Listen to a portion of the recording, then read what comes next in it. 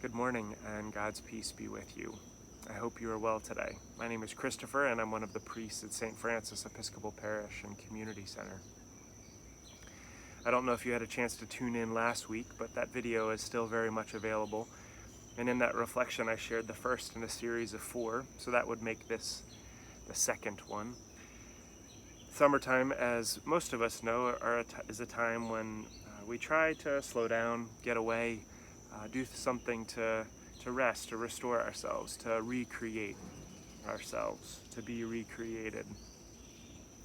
I don't know what your happy place is, what the sacred spaces are that really bring you peace and blessing and heal you, but most of us have some place that is significant to us, and it doesn't have to be far away. It could even be in your backyard.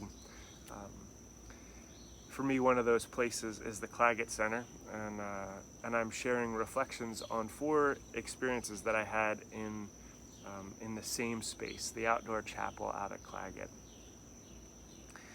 The next one that I want to share today took place not long after I was ordained. So considering that I was just ordained 12 years ago this June, so it was a little less than 12 years ago, and it was at clergy conference.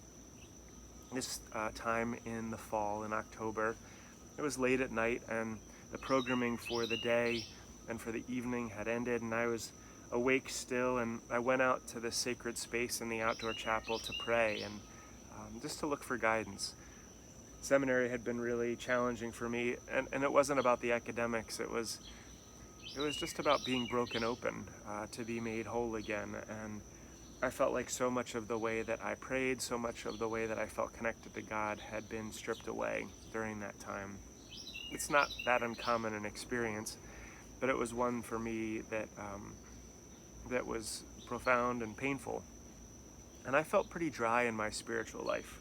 Perhaps you've had an experience of that in your own life. Maybe you're in that now. But I just didn't feel connected to God in the way that I once did. It wasn't that I wasn't praying, it wasn't that I didn't seek God, but I just didn't have that affective relationship, that sense of just feeling God's presence with me.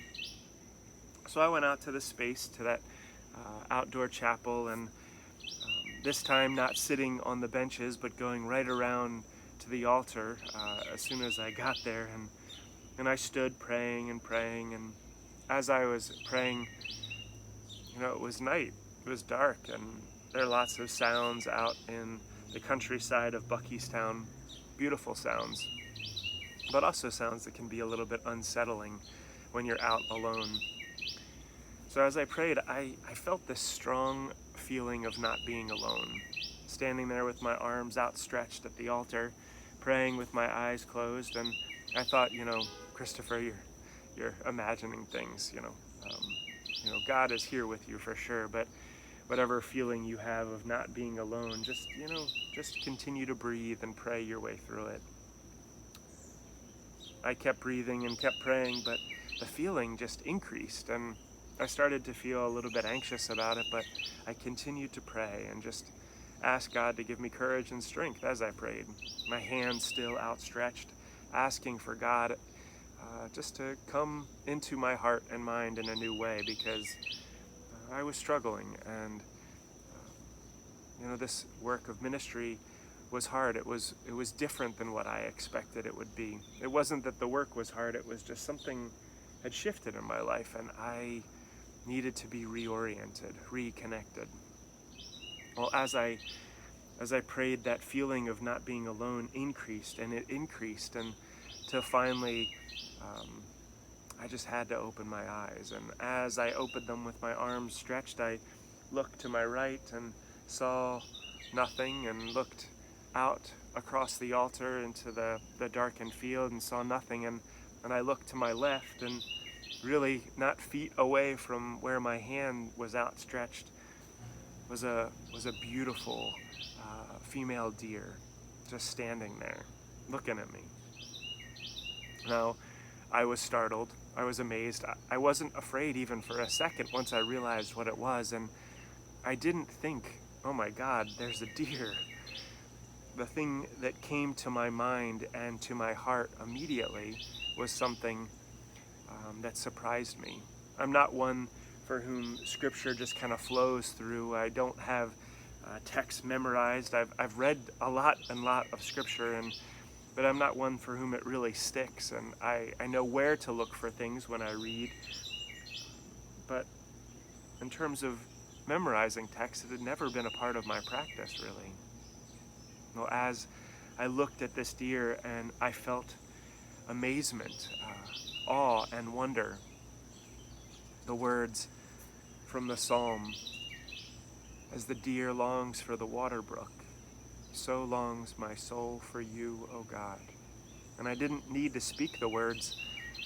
I felt them in my heart.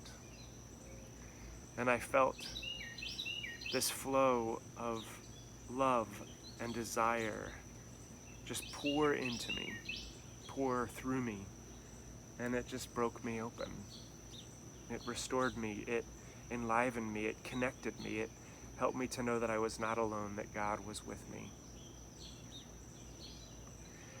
Things shifted for me after that, and my prayer life opened up again, and while it wasn't an immediate conversion, it was one that I continue to live into. It was one that I imagine I'll remember for the rest of my life.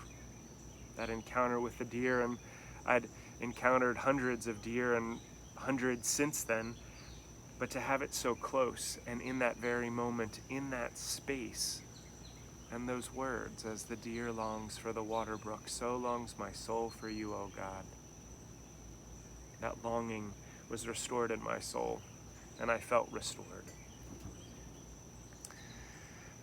I wonder for you what that restoration looks like. I wonder what longing you have in your heart, and I wonder what ways God is moving into and through you. The poem that I have for today is again from the poet John O'Donohue in his book To Bless the Space Between Us. This one's called For the Traveler. So as I go, as you go, as we go together on whatever roads we trod, whatever spaces we inhabit, maybe these words from John would be meaningful to you. Every time you leave home, another road takes you into a world you were never in. New strangers on other paths await. New places that have never seen you will startle a little at your entry. Old places that know you well will pretend nothing changed since your last visit.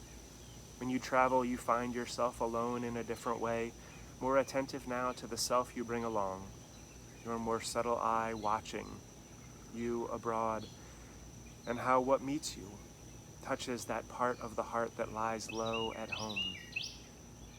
How you unexpectedly attune to the timbre in some voice, opening a conversation you want to take in, to where your longing has pressed hard enough inward on some unsaid dark to create a crystal of insight. You could not have known you needed to illuminate your way. When you travel, a new silence goes with you, and if you listen, you will hear what your heart would love to say. A journey can become a sacred thing. Make sure before you go to take the time to bless your going forth, to free your heart of ballast, so that the compass of your soul might direct you toward the territories of spirit, where you will discover more of your hidden life and the urgencies that deserve to claim you. May you travel in an awakened way, gathered wisely into your inner ground, that you may not waste the invitations which wait along the way to transform you.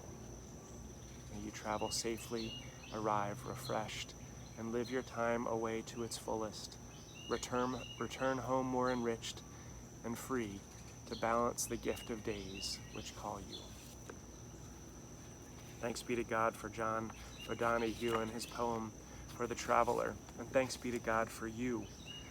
Thanks be to God for God's presence with us on this journey, wherever it may take us.